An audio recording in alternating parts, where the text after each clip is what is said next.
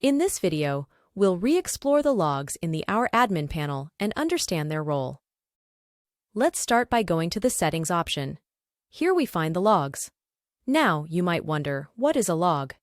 Well, in a computing context, logs refer to records or entries of events, activities, or transactions that are systematically recorded by a system or device.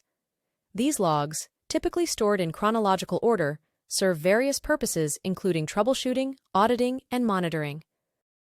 For example, there are different types of logs like system logs, application logs, security logs, network logs, server logs, and event logs.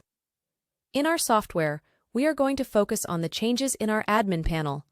Logs are initially for system administrators, developers, and support teams to analyze and diagnose issues, monitor performance, and ensure security, as well as reliability of systems and applications. By analyzing logs, we can identify patterns, troubleshoot problems, and improve the system's overall efficiency.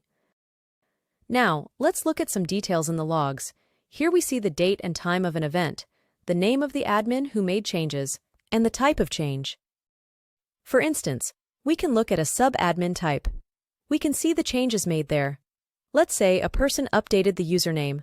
There's a name, a previous value, and an updated value. We see the username, the previous username, and the new username.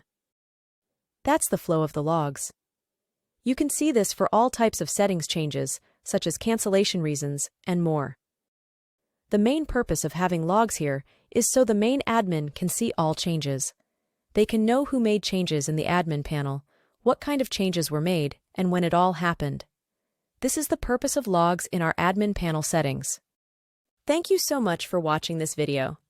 I hope this helped you understand the use of logs.